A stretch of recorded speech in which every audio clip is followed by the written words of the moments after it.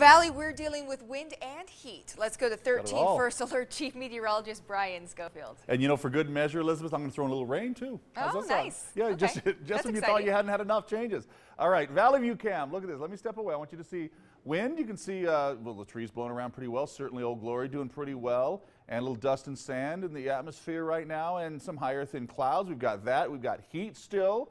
That hasn't changed. The only place below 100 that may actually stay below 100 today. Most valley areas above 100, and some of them there at 98, 102 for Green Valley. So we have these impressively high temperatures. We've had them for a while, whether it be 102 or 109 all across the valley. They've just been incredible, more summer-like than anything else, and we're not officially into summer. But now we're starting to get the other half of the story, which is some wind blowing in, and it was pretty tame earlier, just breezy at worst. Now there's some gustier areas.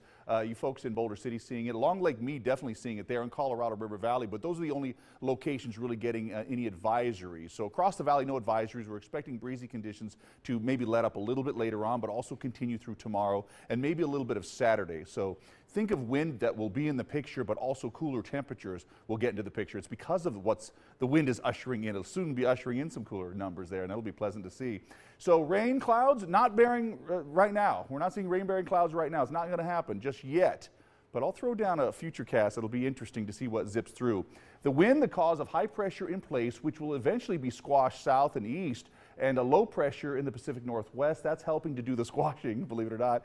And it's far off to the north, it looks like, but really the upper level portion of this, we're talking about bringing in some cloud cover, dragging that up, and also the squeeze play between the two systems, bringing us the interesting wind we're getting today. But not as hot. That'll be the byproduct that we're looking for over the next few days. Tomorrow will still be pretty warm.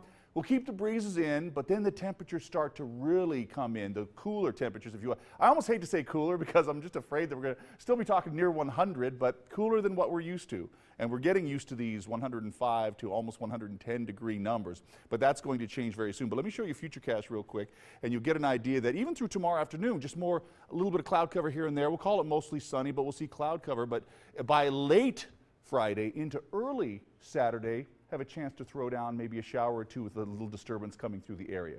Most of that stays out of the valley, but we'll watch it for you. Definitely be tracking it. 70s tonight, 102 for tomorrow. You're going, Brian, that is not a cool down. I want a bigger cool down than that. You'll get that, I assure you. For the weekend, temperatures do fall. For next week as well, at least for a little bit of it.